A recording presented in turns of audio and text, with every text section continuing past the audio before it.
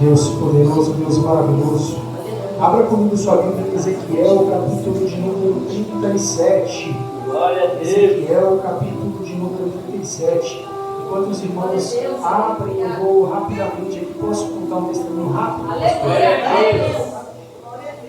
Queria falar para os irmãos que eu estou hoje com a minha família, com a minha esposa, a Ana, a Cecília e o Daniel. E esses nossos filhos são filhos da promessa. Mas eu queria falar rapidamente sobre o Daniel, que foi o mais recente, tem apenas 4 meses. E, meus irmãos, nós não estávamos tentando ter filhos mais. E uma madrugada o Senhor me acordou por volta das 3 horas da manhã e ele me disse assim: sua esposa está grávida e é um menino. Eu acordei com aquilo, despertei a minha esposa, falei: amor, Deus falou que você está grávida e que é um menino. Ela falou: misericórdia, não estamos tentando, mas se Deus falou, não tem por onde correr. Falei: glória a Deus, você está grávida e é um menino. Passaram-se mais ou menos 2 ou 3 dias, ela ficou com aquilo no coração, não tinha nenhum sinal, nenhum sintoma. Mesmo assim ela foi pegar um teste de gravidez. Como toda mulher, não ia aguentar, ela ainda aguentou 3 dias.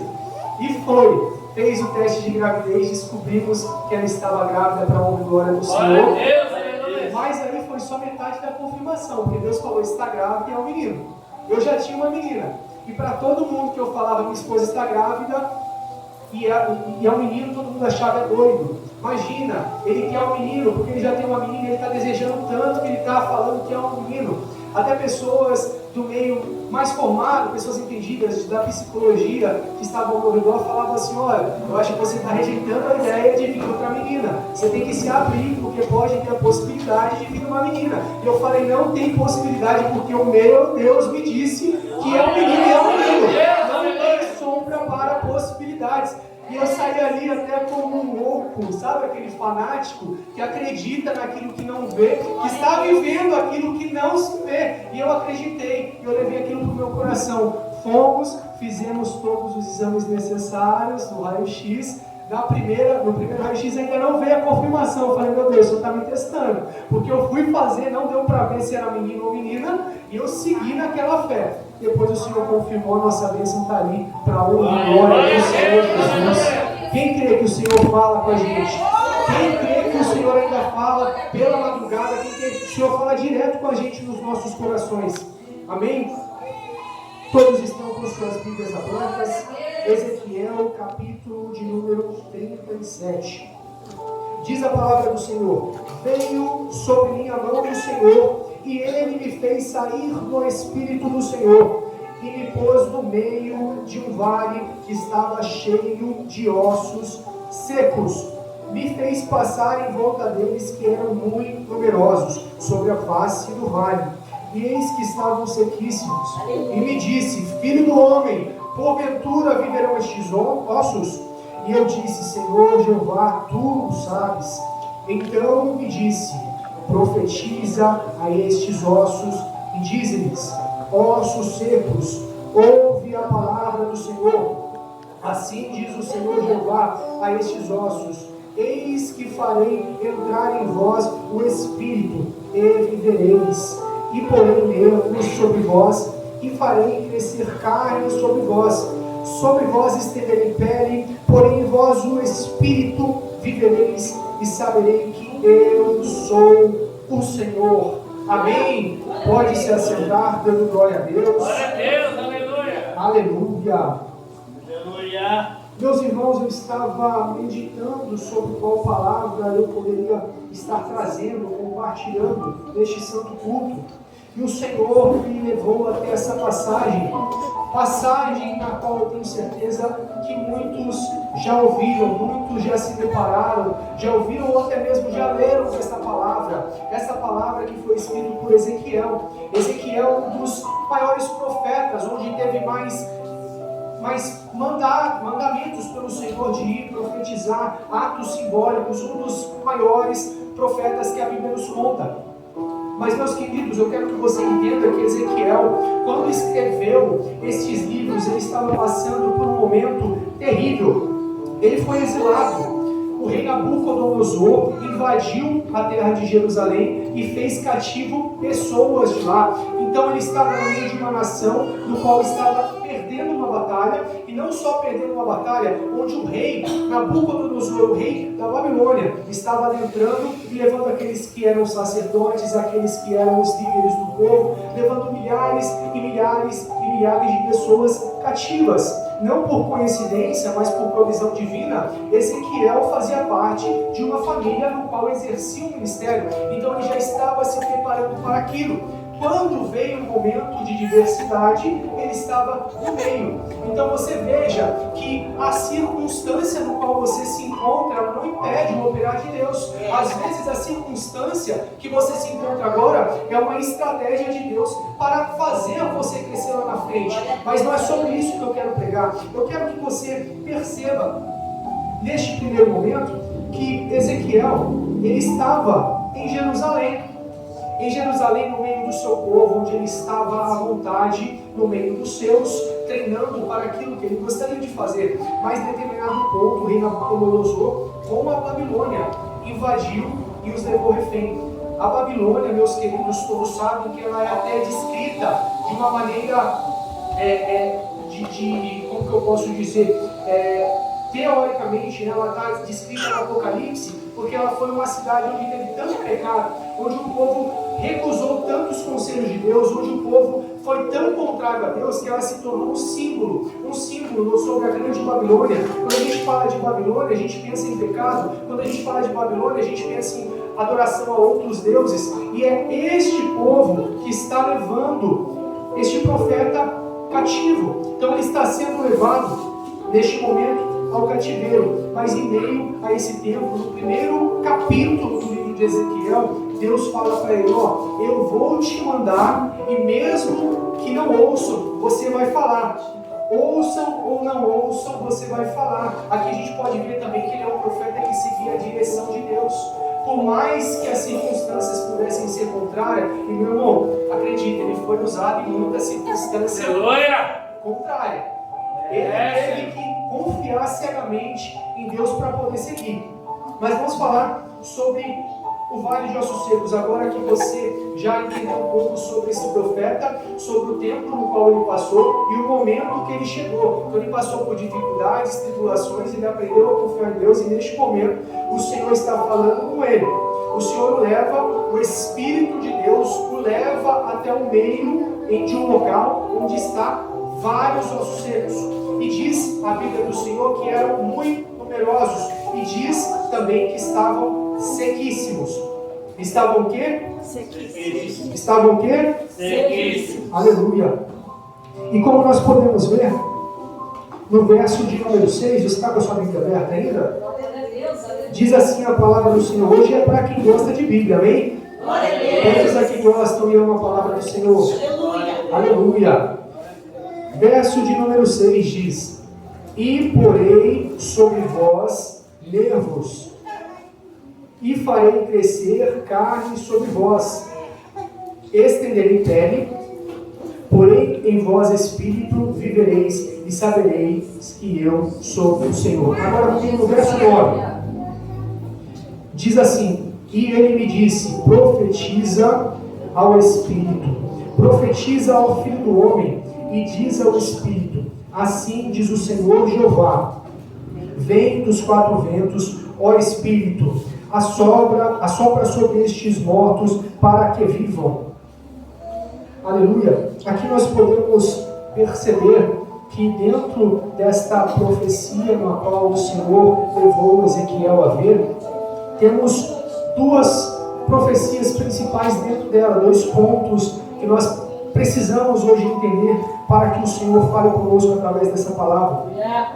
Há uma ordem para profetizar: ossos secos tornem-se carne.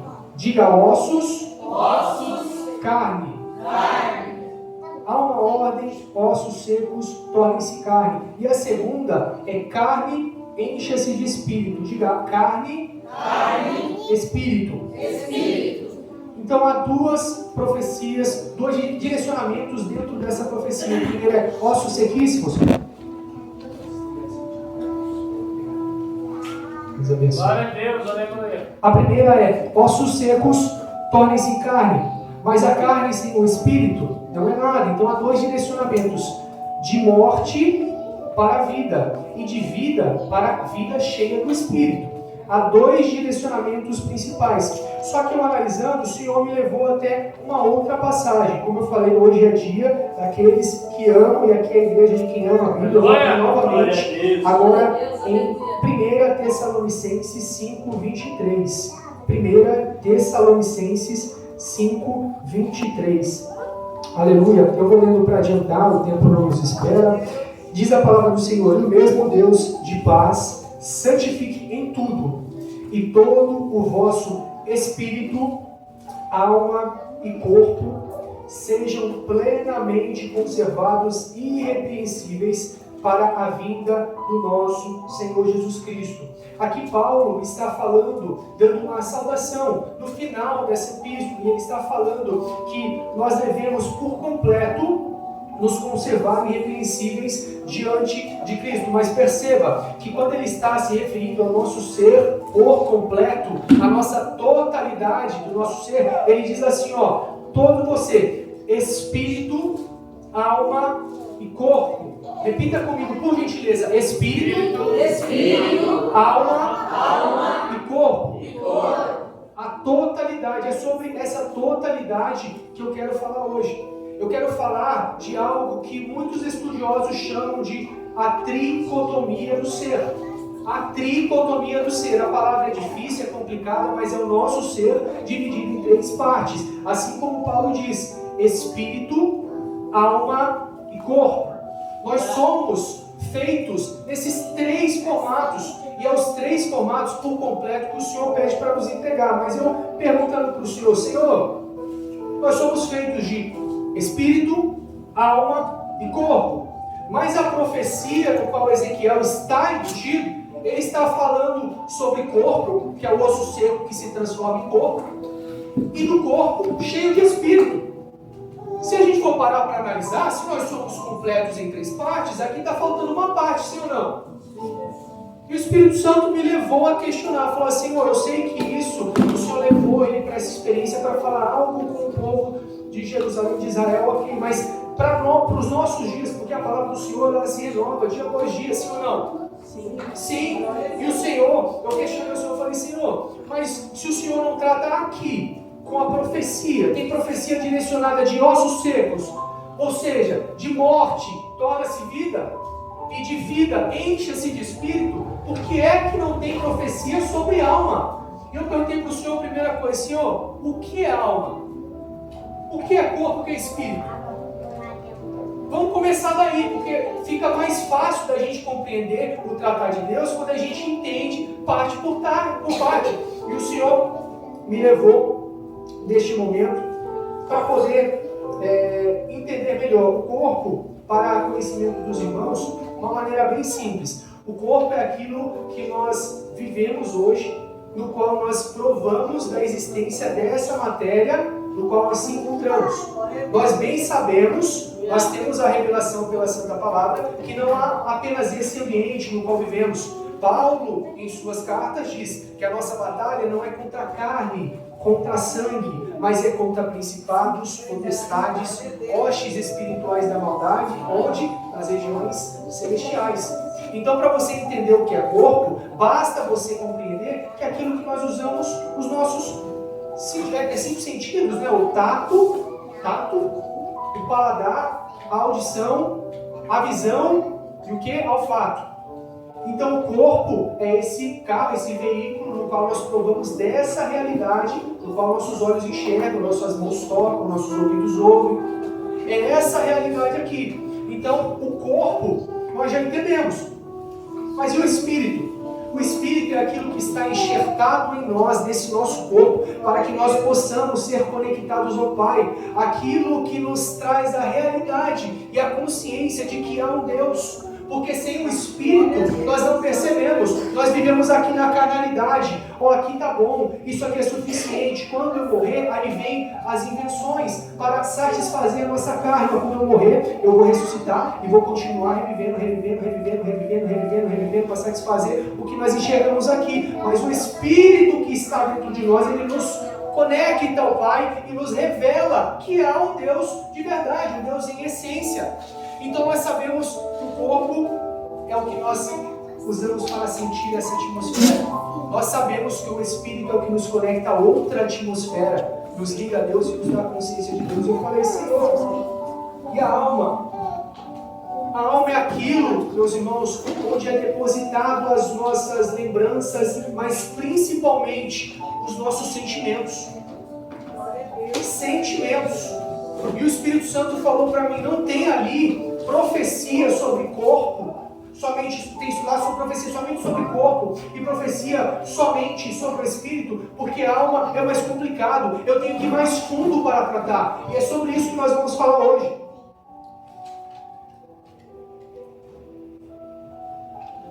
Eu perguntei para o Senhor, liga não, irmãos, eu vou colocando aqui, porque senão eu vou sair, do Espírito Santo vai falando, a gente tem que voltar para a palavra, senão eu vou ir embora, tá? Aqui minha colinha. Eu falei, Senhor, ok, sentimentos o Senhor precisa tratar, mas especificamente, quais são os sentimentos do homem? Vamos começar daí, lembra que eu falei para a gente compreender o que Deus direciona, a gente tem que entender os detalhes. Muitas vezes não entender a fundo, mas tem coisas que Ele espera que a gente possa se aprofundar. E eu falei, Senhor, quais sentimentos? E aqui eu começo falando sobre o medo. Eu já vi gente falando assim, ó, o medo é algo que o diabo inventou.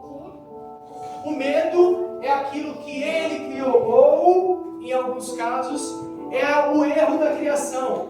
Não era para existir e veio medo na criação. E eu falo que, segundo a ciência, e a ciência ela é inspirada naquilo que Deus fez, sim ou não? Quantos creem que Deus nos fez e fez perfeito segundo a vontade dele? Amém.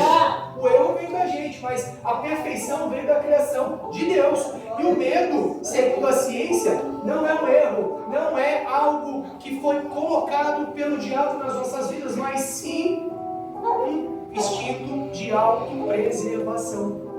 Olha que curioso. Autopreservação.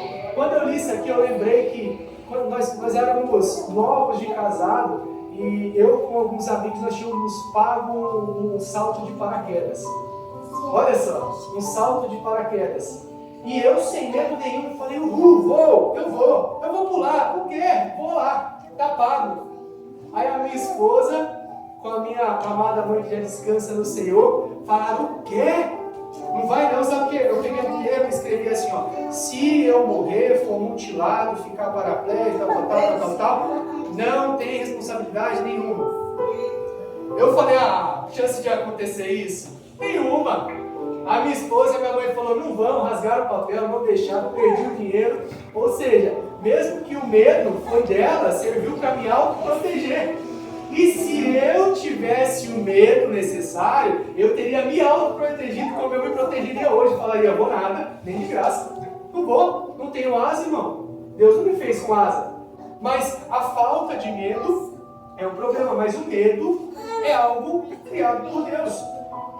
Ele também nos ativa algo que é único, é incrível, como Deus nos criou. Quando nós levamos um susto, o coração palpita, a gente quase morre, ativa em nós um instinto chamado, pela ciência, de luta ou fuga. É luta ou fuga. Algumas pessoas vão se defender, vão para a luta, e outras pessoas correm. É o instinto que o Senhor nos colocou para nos preservar vivos. Então nós percebemos que o medo ele foi feito originalmente para nos proteger de riscos. Riscos dos quais nós mesmos poderíamos nos colocar. Então, eu pensei com o Senhor, falei, amém, Senhor. Então ele é perfeito, mas quando é que se torna imperfeito? Porque se o Senhor havia falado comigo que a alma contém os sentimentos, e os sentimentos precisam ser tratados de uma forma específica, tem o lado positivo e o lado negativo, concordam? Amém. Eu perguntei, Senhor, quando é que isso é o ruim? E ele falou, quando o medo te paralisa. Você sabia, meu irmão? Eu acabei de falar que o medo ele serve para autoproteção se proteger. Ele aciona algo que é o instinto de luta ou fuga, mas em nenhum momento ele aciona algo para te deixar parado. Se no momento que você precisa do medo, você paralisar, você está morto. É ou não é, pastor? Se você está na selva, vamos colocar um animal, um leão aparece e assusta ele, ele paralisa, o que acontece? Não preciso falar. Então o medo, ele é algo natural, colocado na criação perfeita do Senhor, mas ele se torna um problema quando aquilo te paralisa. Ele gera fobias. Você começa a ver medo em tudo, onde não tem, um medo exagerado. Então o problema não é o sentimento em si, mas a quantidade do sentimento, a forma que ele se mostra. E em grandes causas, em grandes consequências, isso pode se tornar uma ansiedade. Pode se tornar uma ansiedade, que é o nível mais sério do medo. Onde o medo te paralisa, te joga em um funil e você não consegue sair. Mas eu não estou aqui para falar simplesmente de algo que você já sabe, que o medo ele pode ser nocivo. Ele foi feito pela criação de Deus, mas ele pode ser ruim. Eu estou aqui para te falar o que está escrito em 1 João capítulo 18. Eu vou abrir. Se você está acompanhando, pode abrir também. Hoje, só para aqueles que amam a palavra do Senhor. Se você não consegue ler a sua Bíblia, fique em paz, eu vou ler. Diz assim: no amor não há temor, antes o perfeito amor lança fora todo o temor. Em outras palavras, lança fora todo o medo. Porque o medo traz consigo pena. E quem teme não é perfeito no amor. Aleluia. Quem pode dar glória a Deus por essa palavra? O verdadeiro amor lança fora todo medo. Aqui você consegue compreender a perfeição do nosso Deus. Que Jesus, quando veio, ele disse que ele era o amor. E ele se coloca justamente naquilo que nós precisamos. Se é a alma que tem um problema, Jesus diz assim: eu sou o amor que cura a sua alma. Eu sou o amor que lança fora todo medo. Glória a Deus. E eu continuei. Falei: Senhor, o medo, eu já percebi que o medo é natural. Em doses incorretas, ela é nociva. E o Senhor é o amor que lança fora todo medo. Mas qual mais sentimento? Porque não é só de medo que vive o homem, não. Nós temos outras emoções, né? Outros sentimentos. E o Senhor falou: também tem a tristeza. Tem a tristeza, nós temos tristeza. Não é que eu estou sorrindo aqui com essa igreja maravilhosa, dando glória, que eu não vou ficar triste. Nós temos. Isso está em nós. Não adianta a gente sorrir, pular, né, pastor? Tem dia que a gente está destruído, a gente está triste. Aí eu falei: Senhor, no medo o Senhor passou. Olha, o medo foi criação divina, mas a tristeza não tem como, não. Não tem. Porque quando a gente for arrebatado em glória, não haverá mais tristeza, nem pranto, nem calor. Eu comecei a questionar com Deus sobre a Escritura. Olha, eu, conhecido, né? Nossa. E o Senhor falou: é assim. E segundo, também, psicologia, a medicina, a tristeza, ela tem uma finalidade no nosso ser. Ela serve para nos ajudar a processar perdas. Olha que curioso. Perdas essas de entes queridos. Perdas essas financeiras, emprego. Perdas essas de relacionamento. A tristeza, ela tem uma finalidade, afinal nós somos uma criação de um Criador perfeito. Não teria algo incorreto, ou não teria algo que o diabo simplesmente colocou, não. E o mais incrível é que quando a gente percebe que a tristeza também pode ser usada de maneira incorreta. Eu comentei sobre o medo, mas assim como o medo e a tristeza, ela não é criada pelo inimigo, mas isso não quer dizer que ele não utilize dela. Isso não quer dizer que nós não vamos sofrer ataques nesse sentido. Assim como o medo, a tristeza também pode ser uma arma na mão do seu inimigo. Sabe quando ela é um problema? Quando a tristeza dura muito. Quando o Senhor falou isso comigo, meu Deus, ela foi criada com o propósito de nos ajudar a processar perdas, mas ela não é para ficar perdurando. Você quer ver a evidência disso na Bíblia? O choro dura uma noite, mas a alegria vem. Aleluia! O Senhor me arrepiou todo quando eu fiquei sabendo disso aqui, porque Ele falou, olha, eu criei perfeito. Eu criei com um tempo determinado para te ajudar a superar o que precisa ser superado. Mas em determinadas situações, nós acabamos ficando com a tristeza tempo a mais do que era para nós ficarmos. E a partir disso, a tristeza começa a evoluir. Lembra que eu falei que nós somos formados de espírito, alma, corpo, ou corpo, alma e espírito, para ficar mais fácil. Corpo, alma e espírito. Quando nós passamos por um sentimento de tristeza, a tristeza está em nossa alma. A tristeza não está em nosso corpo, a tristeza não está em nosso espírito, mas a tristeza está em nossa alma, onde guarda as nossas emoções, assim como eu mencionei.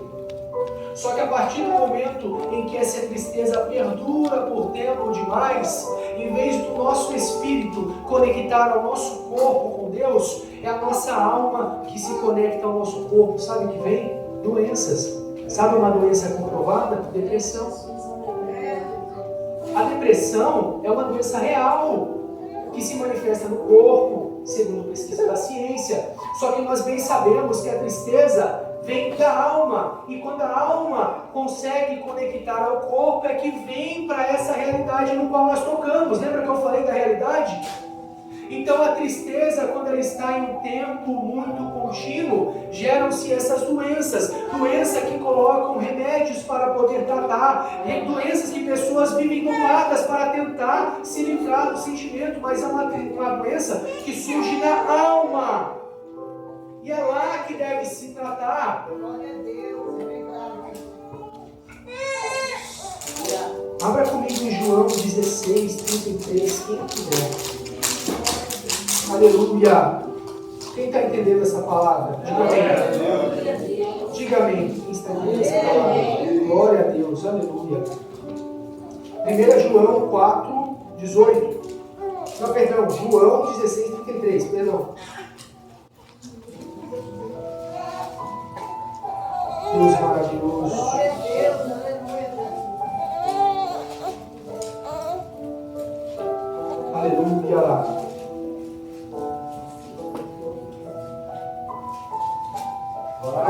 Aleluia, Senhor Jesus.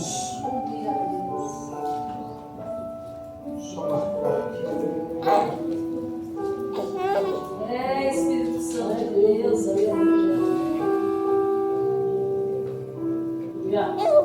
João 16, 33. Diz: no mundo tereis aflições, mas tende bom ânimo. Eu venci o mundo, vós também vencereis. A aflição aqui está dizendo tudo aquilo que nos aflige, tudo aquilo que nos machuca. A tristeza, quando ela está perdurando por tempo demais, ela nos aflige, ela nos machuca, nos deixa sem direção. Mas o Senhor, no meio dessa falta de direção, Ele diz assim, tem bom ânimo, se anime. Eu venci o mundo, eu venci os sentimentos, eu te mostro como eles devem ser administrados dentro de você. E eu continuei perguntando para o Senhor, porque o medo, quando ele está em seu pico, seu auge, ele se torna depressão, e ele, com medo, se torna uma ansiedade. E a palavra do Senhor também diz sobre isso. Eu vou abrir rapidamente, porque o tempo não espera, em 1 Pedro Aleluia, Senhor Jesus. 1 Pedro 5, verso de número 7, diz assim, ó: lance sobre ele toda a vossa ansiedade, porque ele tem cuidado de vós. Não sei se tem alguém aqui hoje que entrou ansioso, que tem entrado triste, mas ei, lance sobre ele, sobre o Senhor Jesus, toda a sua ansiedade. Ele diz que ele não vai cuidar, ele diz que ele já está cuidando. Não foi por acaso que você veio até este local hoje. Ele veio porque ele queria falar com você e dizer assim: eu não vou cuidar, eu estou cuidando de você. Eu estou contigo. Aleluia. E eu continuei questionando, porque eu vou até o final do assunto. Perguntei para Deus: Deus, acabou? Porque não é possível ter de sentimento ruim. Isso tudo o Senhor criou e o Senhor está conduzindo. Ele falou: tem mais um. E esse um é o mais perigoso, porque é o mais negligenciado. Tem mais um. Eu falei: misericórdia. Agora lascou. Como diz a Cecília, agora lascou. Eu falei: qual é, Senhor? Ele falou: raiva. Raiva. Quem que não sente raiva? Vamos ser sinceros, pastor. Se você está dirigindo, te fecha, você vai dar glória a Deus? Você vai ficar com raiva? Não é? Se te ofendem, a palavra diz para virar a cara, mas você vai ficar com raiva? A irmã não testemunhou aqui que teve uma discussão com o familiar, ela ficou com raiva. O Senhor conduziu para o sentido contrário, fez bem a irmã. O Senhor teve raiva, o Senhor colocou nela a raiva na medida correta. Agora o problema é quando essa raiva vira ira. A palavra do Senhor não diz que você não vai ter raiva, ela diz outra coisa. Na minha Bíblia está escrito assim, ó: ireis, mas não pequeis. Ou seja, o problema não é o sentimento, o problema é a quantidade ou o nível do sentimento. Eu falei: Senhor, misericórdia. E eu abri a minha Bíblia em 1 Pedro 3, 7. Eu vou abrir aqui para os irmãos. Diz assim a palavra do Senhor: igualmente vós, maridos, coabitai com ela com entendimento, dando honra à mulher como vaso mais fraco, como sendo vós seus coerdeiros da graça, para que não sejam impedidas as vossas orações. Eu achei fascinante isso aqui, fascinante. E eu já havia lido outras vezes sobre isso, mas eu não tinha tido esse entendimento que o Espírito Santo me levou. Aqui está dando conselhos matrimoniais para o casal. Mas o que o Senhor está falando aqui: marido, trate sua esposa com carinho, trate sua esposa com honra, trate ela como Cristo amou a igreja, como vaso mais frágil. Em outras palavras, não fique irado, trate ela ao contrário, com mansidão. E qual que é a consequência que traz no final? Para que não sejam, ó alerta, para que não sejam impedidas as vossas orações. Para que não sejam impedidas as vossas orações. Então quer dizer que nós temos a possibilidade de estar com o sentimento na medida correta, e esse sentimento, ele pode fazer com que nós percamos uma arma. A oração não é para conversar apenas ou para pedir, como bem disse a irmã aqui. A oração é uma arma. Não é à toa que nós estamos em guerra. Ninguém entra na guerra de mão vazia. Não é à toa que fala que o nosso general é Cristo, o general é de guerra, irmão. Nós estamos em guerra. Guerra com o diabo, guerra com os demônios, guerra contra potestades, principados, guerra contra os nossos sentimentos. Nós estamos sendo bombardeados por todos os lados. E uma arma que nós temos e poderosa é a oração. Mas perceba que quando você se ira, você pode perder acesso a uma arma. Como que um soldado vai enfrentar outro no fronte de batalha desarmado? Só em filme, eu só vi em filme, irmão. Nenhum outro voltou vivo para contar a história. Aí nós temos acesso a uma arma tão poderosa e nós negligenciamos tanto, porque no dia a dia nós não controlamos o nosso sentimento, e esse sentimento dá uma consequência. Aí que são usados os sentimentos como estratégia na mão do diabo, porque ele não precisa vir de chifre na sua frente, ele só precisa colocar situações para você perder o controle. Perder o controle, está desarmado, esse é o momento. Quem está entendendo essa palavra de novo? Efésios capítulo de número 4 e verso de número 26. Quando eu fui me aprofundando, eu fui ficando mais atemorizado. Falei, misericórdia, Senhor. Porque a primeira palavra vem aqui, nós estamos falando de sentimento, a palavra divide entre alma e espírito, é o divisor. Ela fala aqui também, tá? Diz assim, Efésios 4, 26, 27. Irai-vos e não pequeis. Diga comigo, irai-vos e não pequeis. Não pequeis. Não se põe o sol sobre a vossa ira. Agora o que me assustou, não deis lugar ao diabo. Você está entendendo o peso desta palavra, desta noite? Está falando primeiro que quando nós agimos por impulso de sentimentos, nós podemos perder uma arma. E quando nós estamos já sem a arma, vem o golpe final e mais cruel do nosso adversário, porque nós estamos dando autoridade para ele.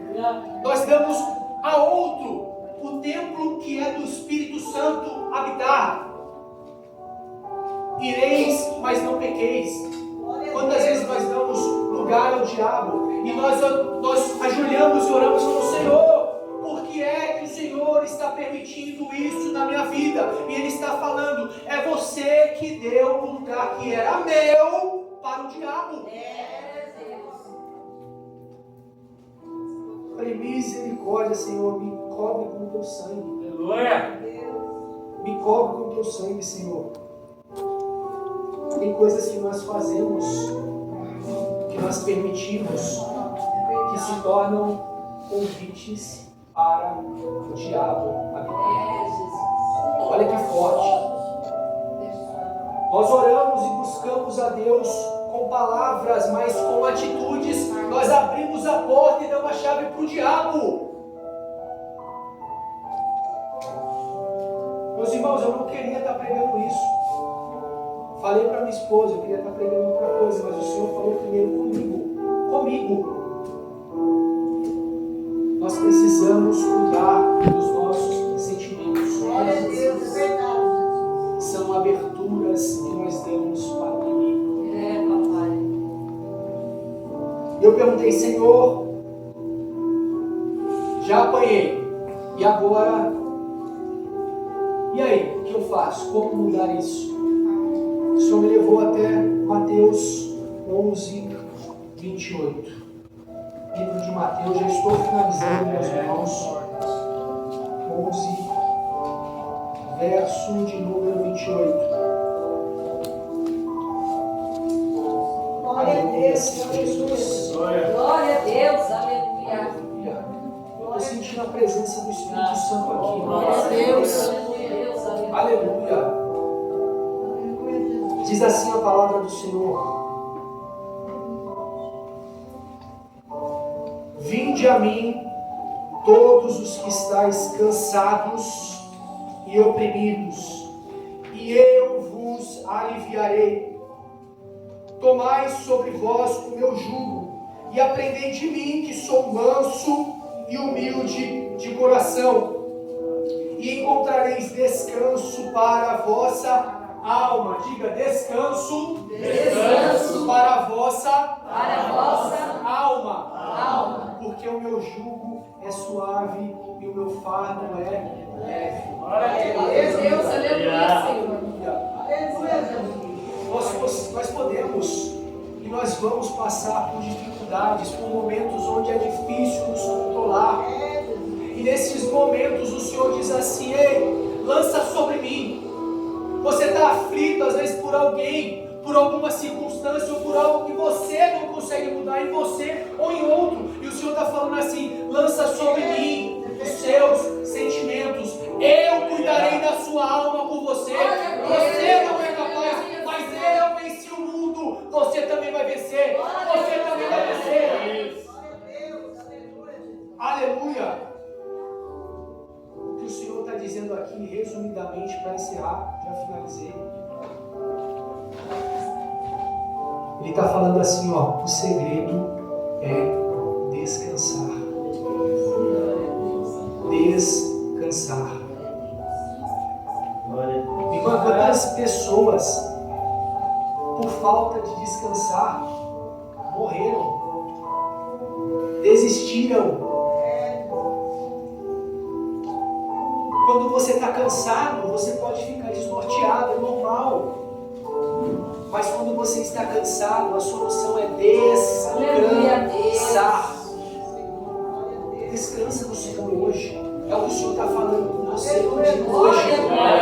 Descansa, confia tudo nele, entrega a Ele todas as suas dificuldades, tudo aquilo que tem gerado incômodo, tristeza, ansiedade, medo, entrega para Ele. Glória a Deus. O Senhor disse para mim hoje: eu visito pessoas com depressão. Glória a Deus. Eu visito pessoas com ansiedade. E o Senhor diz: hoje tem cura para você, tem descanso. Quem fez essa palavra? Não, glória. Tem descanso pela tua vida. Amém? Eu agradeço a oportunidade em nome de Jesus.